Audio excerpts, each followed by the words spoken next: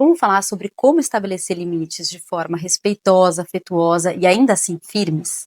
Eu coloquei aqui algumas estratégias. Primeiro, defina limites que sejam claros e coerentes. Limites claros é muito importante. A gente não precisa explicar muita coisa para as crianças. Às vezes a gente só precisa explicar aquele limite e a gente precisa dar consistência para ele, né? Então, os limites, eles não podem ser hoje é uma coisa e amanhã eu cedo. Hoje eu permito, amanhã não permito. Isso é muito imprevisível para a criança. Como eu falei, o cérebro dela está em desenvolvimento e ele precisa de previsibilidade. Quanto mais previsibilidade, mais aquele limite é repetido e se torna um hábito. Quanto mais previsibilidade, mais calma a criança fica. Quanto mais previsibilidade, mais ela coopera. Então a gente precisa ter essa consistência nos limites, né? E também não adianta limitar uma coisa que realmente não é um problema. Se você não está disposto a segurar aquele limite até o final, pensa se você quer colocar esse limite. Porque se a gente, né, começa também a colocar limite em tudo, em pequenas coisas, fica tudo muito difícil. Aí, por isso que a gente acaba cedendo. Então eu falei, hoje você não pode, mas aí aquilo não é negociável para mim, então ela chorou, ela me deu um pouco de trabalho e eu fui lá e cedi. Então, assim, é muito importante a gente pensar assim, quais são os limites da minha casa que são inegociáveis? Isso é uma reflexão muito importante para a gente fazer. O que eu não aceito de jeito nenhum? O que eu quero estabelecer como hábito na vida dos meus filhos? Porque aí isso vai partir de um lugar dentro da gente de inegociável e de segurança. Então é mais fácil para a gente se manter firme no limite. Outra coisa que eu escrevi aqui para vocês é seja breve e direto.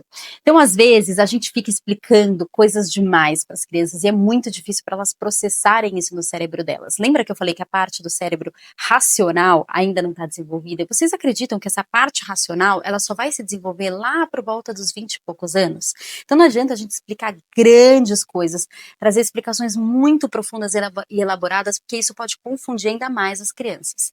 Então, você pode, por exemplo, até escrever um exemplo para vocês aqui. Se a criança está pulando no sofá, por exemplo, eu já falei 1000 vezes que não pode pular no sofá, eu já falei para descer, olha o seu pé sujo, você deu tantas palavras ali, tantas explicações que não ficou claro nem qual é o comando. Então, assim, o limite ele precisa ser claro, né? Então, por exemplo, não pule no sofá, desça do sofá agora. As crianças, elas precisam de comandos muito certos. Então, ao invés até de você falar, filho, eu já falei, desce do sofá, dê o comando, desça do sofá agora, né? Não pule no sofá. Outra coisa que eu coloquei para vocês é a questão de ser firme e gentil. Parece até que tá um pouco batido essa coisa da firmeza e da gentileza, mas ela é muito verdadeira.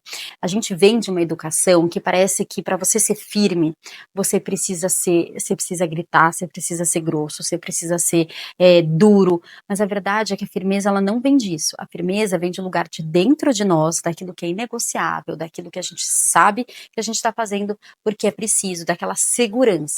Quando a gente tem essa firmeza, não importa, nossos filhos eles podem chorar, eles podem gritar, a gente não vai ceder, porque vem de um lugar que eu sei que é o melhor para ele, né? Então, firmeza não é gritar, é manter a sua posição sem ameaça, sem chantagem. Então, se a criança insiste, você repete calmamente o limite para ela de forma firme. Outra coisa que eu coloquei para vocês é assim, se possível, dê alternativas. Eu uso bastante alternativas aqui na minha casa. Eu gosto muito dessa estratégia. Eu acho que isso traz para as crianças uma sensação de autonomia, traz para as crianças uma sensação de participar, né, das decisões da casa. Mas eu não sou a favor da gente colocar sempre alternativas. Tem momentos que não tem alternativa, tem momentos que a regra é essa, tem momentos que o limite é esse.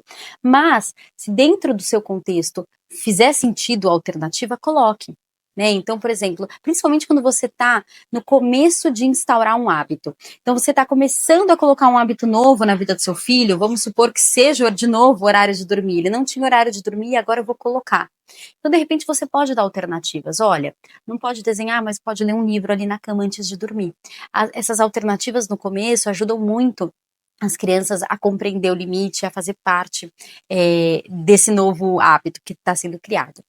E aí a outra estratégia que eu coloquei é a questão de resista à tentação de comprar o bom comportamento. A gente muitas vezes a gente foi também muito acostumado a ter sempre uma condição para fazer algo, né?